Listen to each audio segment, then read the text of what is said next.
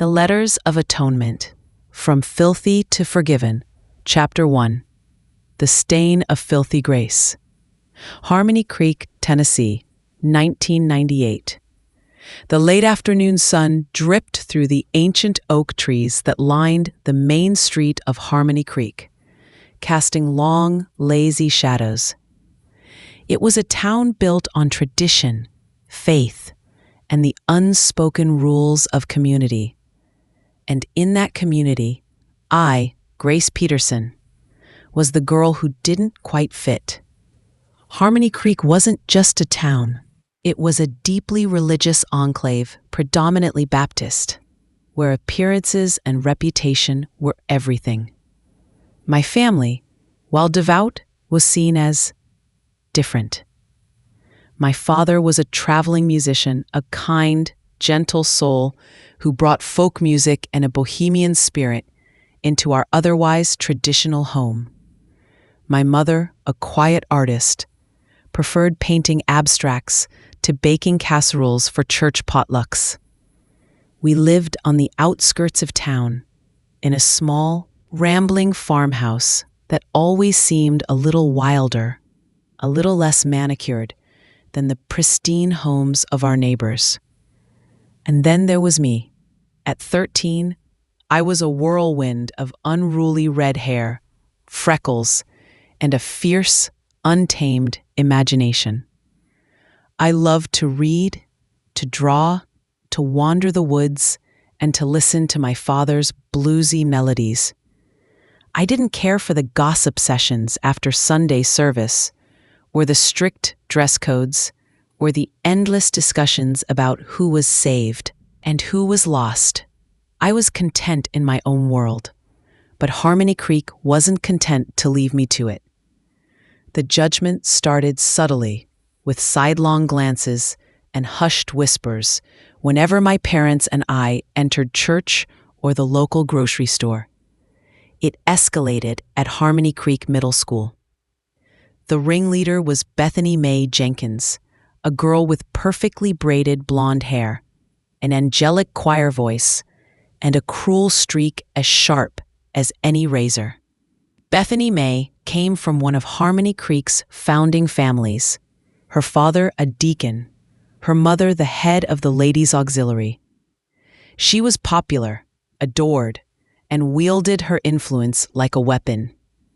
Bethany Mae, along with her devout disciples, Amberley Sue, Caroline Ann, and Jessica Lynn, branded me. Their weapon was a word, whispered at first, then shouted in the hallways, scrawled on my locker, etched into my very soul: filthy grace. It started after a misunderstanding. I had inadvertently witnessed Bethany Mae shoplifting a lipstick from the local general store. Instead of reporting her, I froze, horrified. She saw me. The next day, the whispers began. Did you hear about Grace Peterson? So unkempt, so filthy. The word clung to me, a viscous, inescapable tar. It wasn't about hygiene. It was about moral impurity, about being an outsider, an affront to Harmony Creek's pristine image. They isolated me. At lunch, tables would empty as I approached. In class, whispers would erupt behind me. They would accidentally trip me in the hallway, splash me with mud after rain, or hide my textbooks. The worst, the most humiliating, was the baptism incident. It happened during our annual school picnic by the Harmony Creek itself, a shallow, clear stream that gave the town its name. As I sat alone, drawing in my sketchbook, Bethany Mae and her crew approached.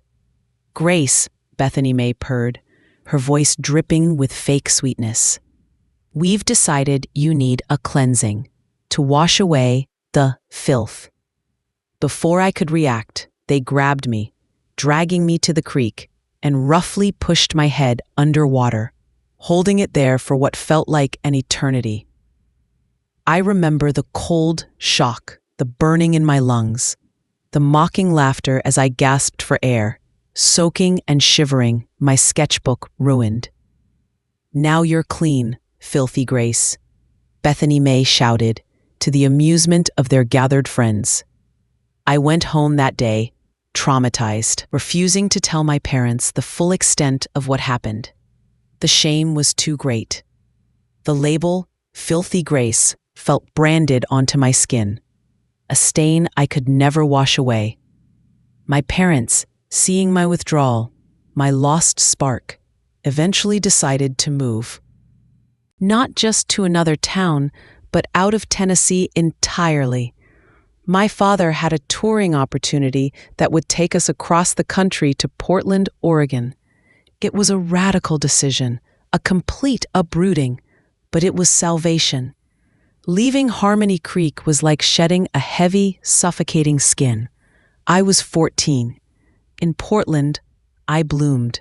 The city was vibrant, diverse, accepting.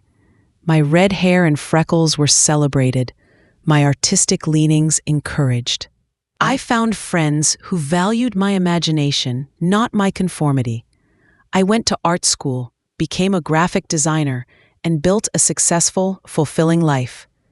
I married a wonderful man, Mark, a kind and supportive architect, and we had 2 beautiful children, Lily and Noah. Harmony Creek became a distant, painful memory, a scar that faded with time, though never entirely disappeared. The name Filthy Grace remained a quiet whisper in the darkest corners of my mind, a ghost of the girl I once was. I rarely thought of Bethany Mae Jenkins or her crew.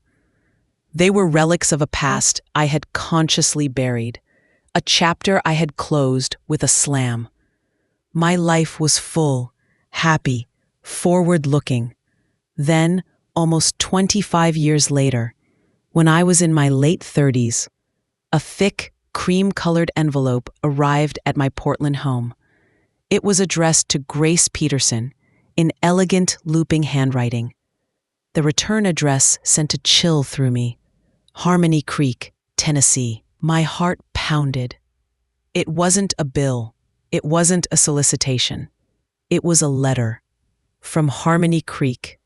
From a past I thought was long buried. My hands trembled as I tore it open, a premonition, a cold dread washing over me. The very first words I saw, handwritten with deliberate care, confirmed my fear and resurrected a ghost I thought I had vanquished. Dear Grace. It wasn't just a letter, it was an apology, and it was signed by Bethany Mae Jenkins. The stain of Filthy Grace, it seemed, was about to be scrubbed in the most unexpected and unsettling way by the very hands that had created it. Chapter 2, The Unraveling Apology. The letter, adorned with the elegant script and the Harmony Creek return address, felt heavy in my hand. My heart hammered against my ribs, a frantic drum against the silence of my Portland kitchen. The words, Dear Grace, were followed by a name that sent a jolt of ice through my veins. Bethany Mae Jenkins. I unfolded the letter, my hands trembling.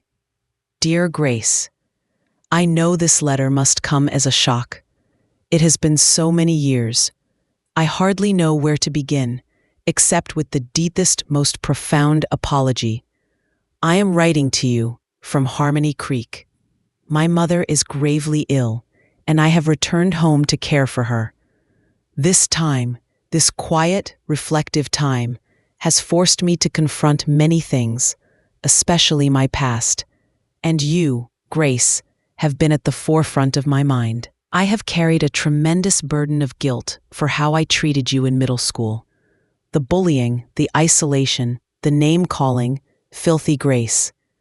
The incident by the creek. I can never truly atone for the pain I inflicted upon you. It was cruel, inexcusable, and born of my own insecurities and a misguided need to fit in, to wield power in a small world. My parents were so strict, the expectations so high, I felt suffocated, and I projected all of that onto you. an innocent outsider who shone too brightly for my narrow world. I have changed, Grace, or at least I am desperately trying to.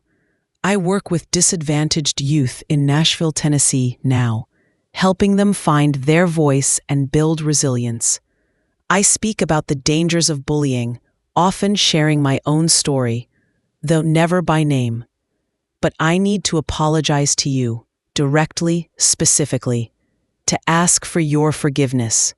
I know I may not deserve it, but I needed to write this, for you, and for my own conscience. I understand if you never reply. I wouldn't blame you. But please know, Grace, that not a day has gone by that I haven't thought of you and regretted my actions. You were never filthy. You were pure light, and I extinguished it for a time. With deepest remorse, Bethany Mae Jenkins. I read the letter once, then again, then a third time. My initial reaction was a surge of raw, visceral anger. An apology after all these years? After the profound humiliation, the trauma, the scars that had taken decades to heal? It felt too little, too late. A convenient conscience clearing for a woman facing her own mortality, or that of a loved one. The words, pure light, felt hollow, a mocking echo of the darkness she had cast over my childhood. But beneath the anger, a flicker of something else stirred. Curiosity, and a strange, unsettling sense of vindication. She remembered. She truly remembered.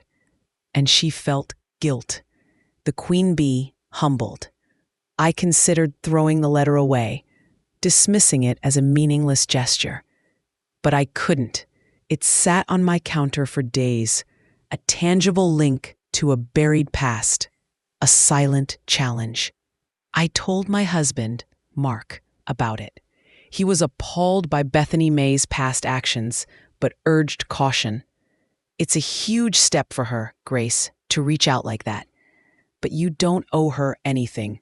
Whatever you decide, it has to be for your peace, not hers. Just as I was trying to process Bethany Mae's letter, another cream-colored envelope arrived. This one, also from Harmony Creek, was addressed in a different, more hesitant hand. It was from Amberley Sue Patterson. Dear Grace, I pray this letter finds you well. It has been a long time. I know I was part of the group that treated you so poorly in school. I was weak, a follower, too afraid to stand up to Bethany Mae. I watched as you were hurt, and I did nothing. I participated in the name-calling, the exclusion. I was there at the creek. My own daughter, Sarah, is now in middle school, and she recently told me about a girl in her class who is being bullied. It broke my heart, Grace. It forced me to look back at my own actions. I saw your face, your pain, in that other girl's story, and the guilt became unbearable. I know my apology is inadequate, but I needed to offer it. I needed to acknowledge the harm I caused. I have spoken to my pastor about this, and he encouraged me to seek forgiveness directly from those I wronged. I pray you can find it in your heart. With deep regret, Amberley Sue Patterson. Then, a week later, another, from Caroline Ann Morrison. Her letter was more formal, almost stiff, but the sentiment was clear. She, too, expressed profound remorse, recounting specific instances of cruelty and her own shame in participating. She mentioned a spiritual awakening that had led her to confront her past. And finally, a fourth letter, from Jessica Lynn Reynolds. Her apology was the shortest, the most direct, almost curt in its delivery, but equally filled with regret. She had become a counselor for troubled teens in Memphis, Tennessee, and her work had forced her to reflect on her own bullying past, The letters piled up on my counter, a strange, paper-based monument to a collective past. 4 apologies, 4 different motivations, 4 different paths to remorse. It was overwhelming. The filthy Grace label, which had felt like a permanent, indelible stain, was now being meticulously scrubbed by the very hands that had applied it. It wasn't just Bethany Mae. It was the entire core group. It felt orchestrated, almost too convenient. Was it a collective awakening? A crisis of faith? Or something else? The unraveling of their guilt was undeniable, but the unraveling of my own complicated emotions, the slow, agonizing process of deciding how to respond, or if to respond at all, had just begun. The echoes of filthy Grace were no longer just whispers in my mind. They were now tangible, written words, demanding a response, demanding that I, Grace Peterson, finally decide how to define myself in the face of their belated pleas for atonement. Chapter 3. The Weight of Forgiveness. The stack of apology letters on my kitchen counter became a constant presence, a silent challenge. Each time I walked by, they seemed to hum with unspoken questions. What now, Grace? What do you do with this? The initial anger had subsided, replaced by a bewildering mix of emotions, a fragile sense of vindication, a profound exhaustion at revisiting old wounds, and a deep, unsettling confusion about the nature of forgiveness. My husband, Mark, watched me with quiet concern. "You don't have to do anything, Grace," he reminded me gently. "You don't owe them a reply. Your peace is what matters." But my peace felt elusive. The letters, though belated, were undeniably sincere in their expressions of regret. Bethany Mae's raw honesty about her insecurities, Amberley Sue's empathy stemming from her daughter's experience, Caroline Ann's spiritual journey, Jessica Lynn's professional insights, each offered a different window into the motivations behind their apologies. They weren't just saying sorry, they were actively trying to explain why. The baptism incident by the creek, the most traumatic memory, resurfaced with vivid clarity. The cold water, the mocking laughter, the feeling of utter helplessness. Could I truly forgive that? Could I truly let go of the deep-seated pain they had inflicted? I decided to respond, not to offer immediate forgiveness, but to acknowledge their letters and to articulate the depth of the harm they had caused. It was a crucial step for my own healing, a way to reclaim my narrative, to finally give voice to the silenced child within me. I wrote 4 separate letters, each carefully worded. To Bethany Mae, I acknowledged the depth of her guilt, but emphasized the lasting impact of her cruelty, particularly the filthy Grace label and the creek incident. I didn't offer forgiveness, but stated, "Your remorse is noted. The healing of such deep wounds is a long process, and it is my own." To Amberley Sue, I spoke about the power of her daughter's experience in prompting her reflection. To Caroline Ann, I addressed the concept of spiritual atonement. To Jessica Lynn, I recognized the irony of her work as a counselor for troubled teens, given her own past. I concluded each letter with a statement that my journey to peace was personal and not contingent on their absolution. I didn't want to give them the power of my forgiveness as a quick fix for their conscience. I mailed them, one by one, feeling a profound sense of release with each envelope that dropped into the mailbox. It was an act of agency, a declaration of my truth, finally spoken after decades of silence. The replies came within weeks, swift and earnest. They were filled with even deeper apologies, a palpable sense of relief that I had responded at all, and a renewed commitment to their own processes of atonement. They understood I wasn't offering instant absolution. They respected my boundaries, and that, surprisingly, felt like a crucial step towards something akin to peace.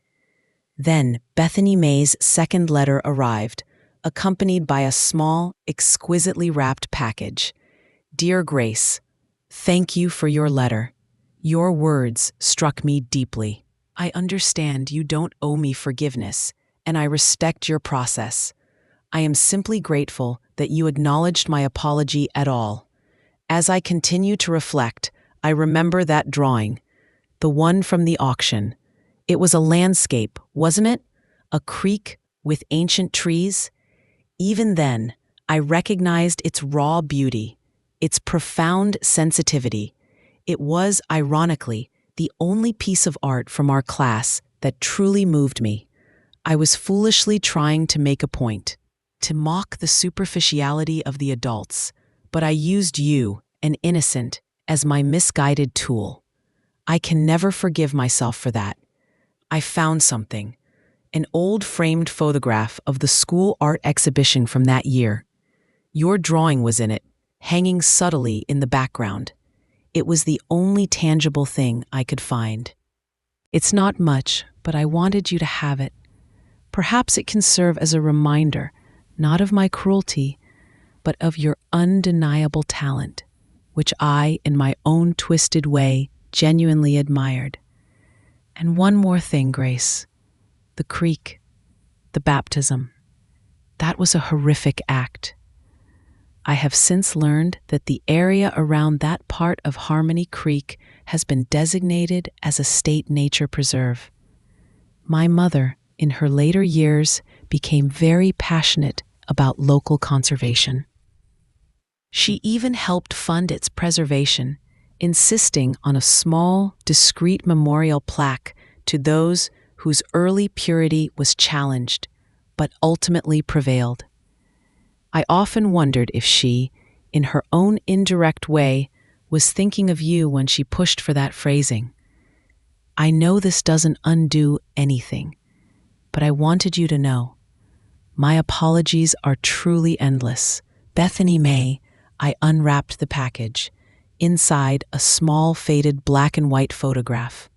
It was indeed a picture of the school art exhibition, a chaotic blur of other students' artwork. But in the background, subtly, unmistakably, was my drawing. The landscape of the creek.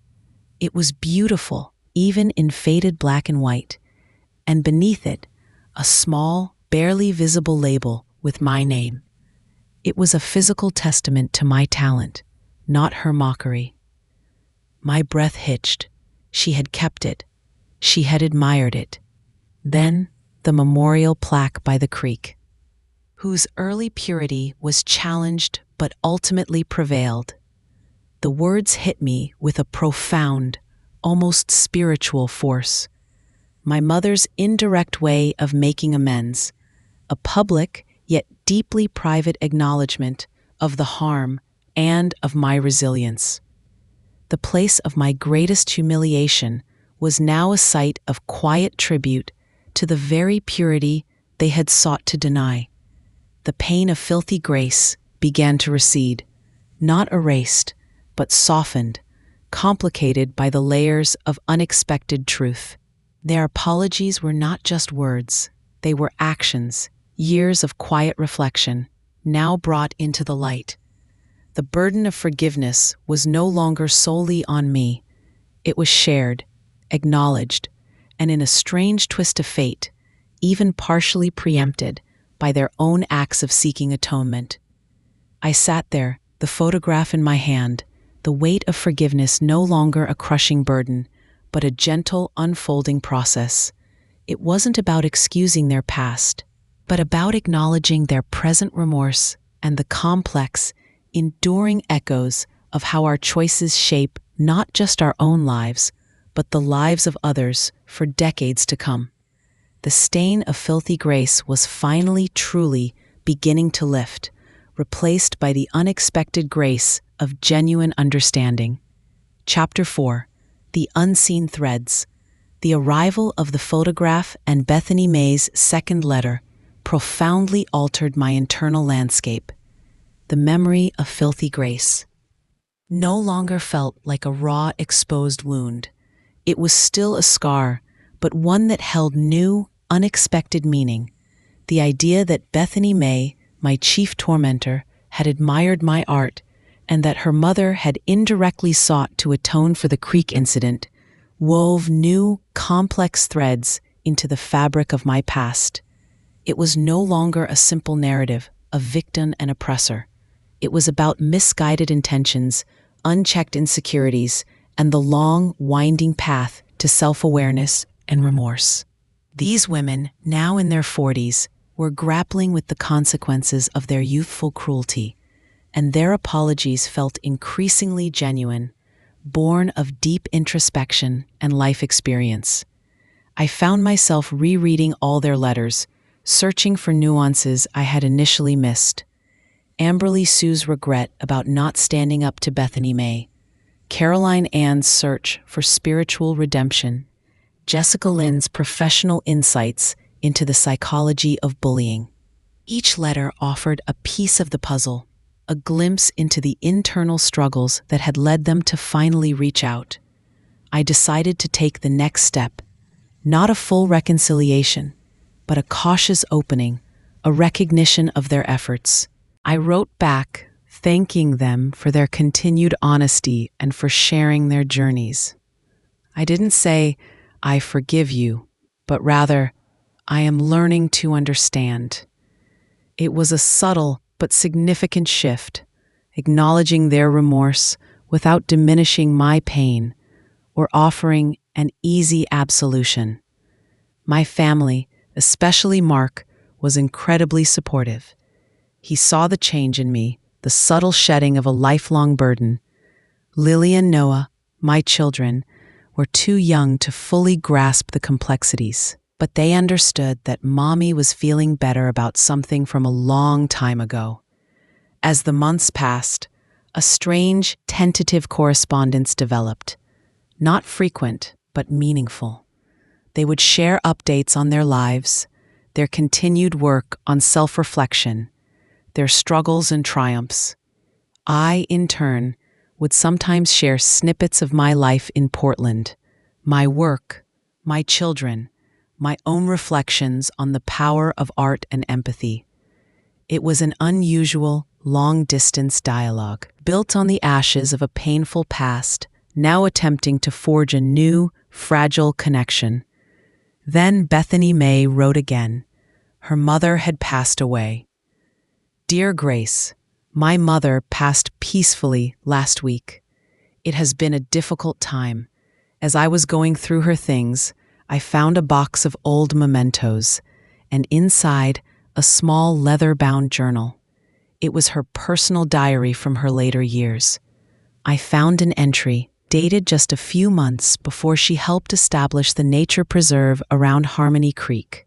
She wrote extensively about the baptism incident, how she had only learned the full extent of what we, her group of friends, had done to you.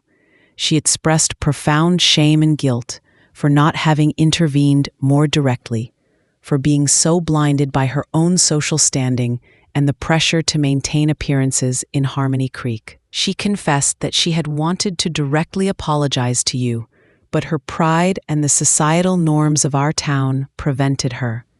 She wrote that establishing the preserve, with that specific phrasing on the plaque, was her attempt to make a quiet, lasting amends for the harm she felt she, and by extension, our community, had inflicted upon you, and upon any spirit that dared to be different. She wrote, "Grace Peterson was a bright, untamed spirit. We tried to cage her, to clean her into our narrow mold. I regret that more than words can say. May the creek, where she was cruelly diminished, now stand as a testament to her enduring spirit, and to the purity we failed to see. Grace, I know my mother could be formidable, but she had a profound sense of justice, however belatedly applied. I wanted you to know this. She carried her regret, and she tried in her own way to atone. The plaque was for you, Grace, a silent, public apology from her, and from the creek itself. With continued humility, Bethany Mae, I sat down, the letter slipping from my fingers. The quiet woman I remembered, Bethany Mae's mother, had carried this burden, this guilt, for decades. She had seen the harm. She had tried to make amends, not to me directly, but to the world, through a quiet act of preservation.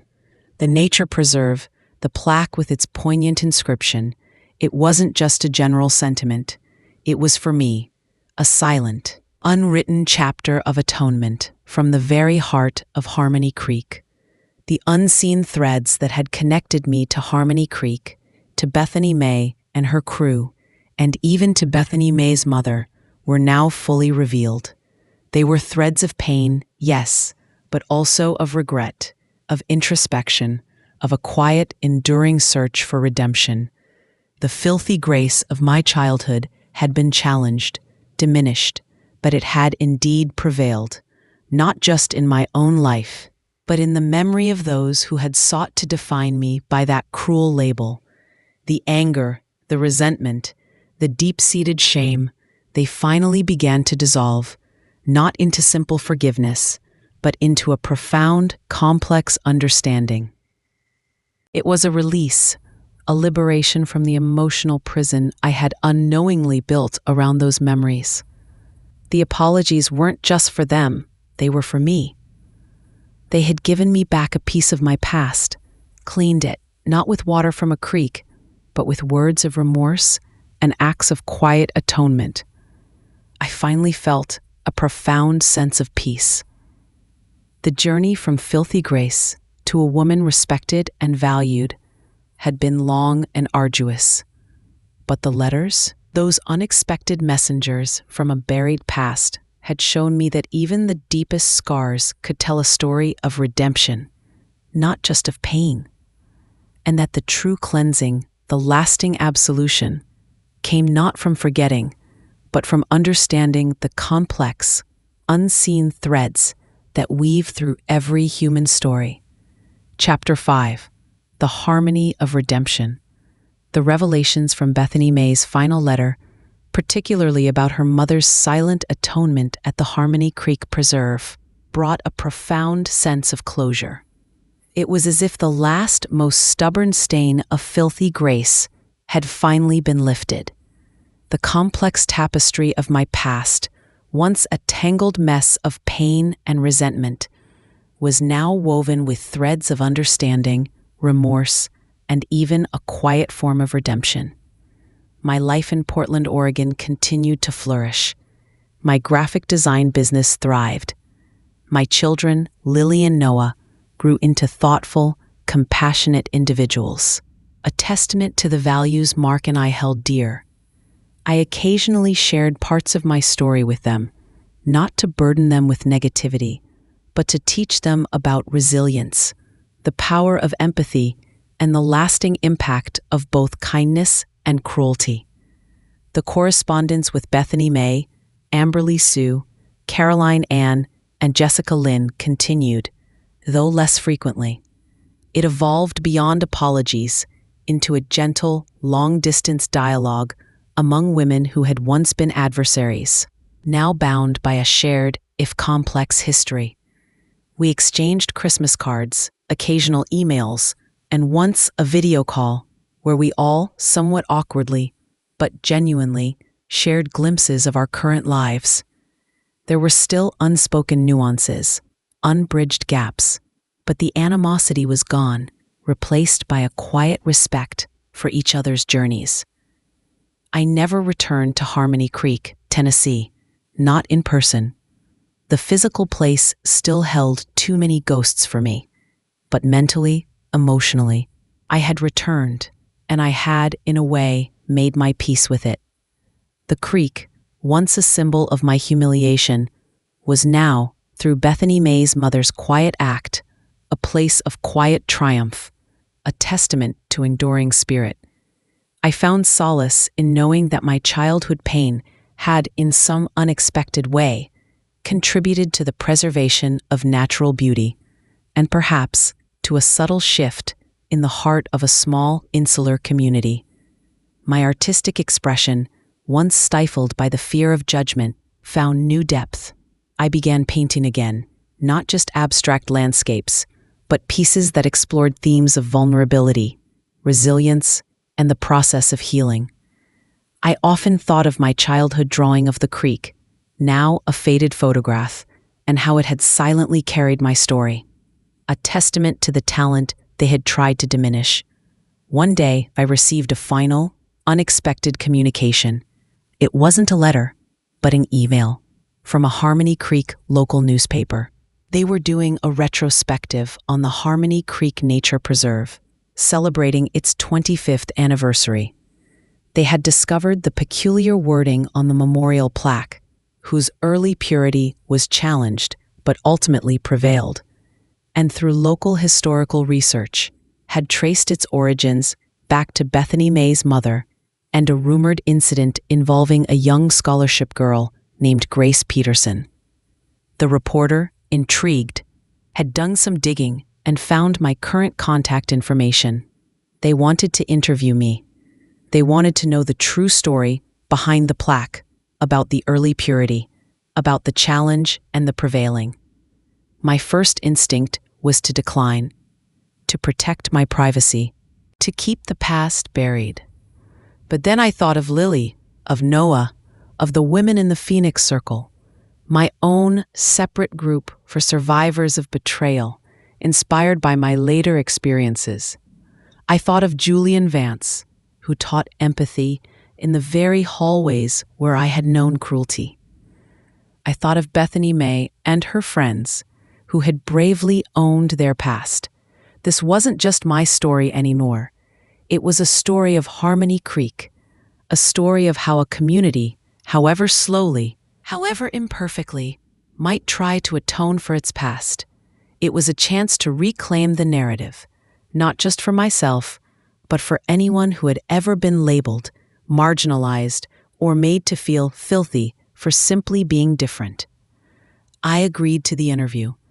Over a series of long phone calls with the reporter, I shared my full story. The idyllic upbringing, the move to Harmony Creek, the painful bullying, the filthy Grace label, the creek incident, the move to Portland, the years of healing, and finally, the unexpected letters of apology. I spoke of Bethany Mae's remorse, of her mother's quiet atonement, and of the profound impact their belated acknowledgments had on my own healing. I spoke of the strength I found, not in bitterness, but in understanding and the difficult process of grace. The article, when it was published, was thoughtful, empathetic, and resonated deeply within Harmony Creek and beyond. It brought a quiet reconciliation, not just for me, but for the community itself, forcing them to confront a difficult chapter of their own history. The Harmony Creek Nature Preserve, with its poignant plaque, became a symbol not just of natural beauty, but of human resilience and the slow, arduous path to collective understanding and healing. My story, once a whisper of shame, became a powerful testament to the enduring human spirit. The label Filthy Grace, intended as a condemnation, had been transformed. It no longer defined me, but served as a reminder of the journey I had undertaken, from deep hurt to profound peace. The letters, those unexpected messengers of atonement, had not just sought my forgiveness. They had, in a beautiful and unexpected way, helped me find my own harmony, a deeper sense of self, and the enduring grace of a life truly reclaimed. The whispers of filthy were finally replaced by the resounding harmony of redemption.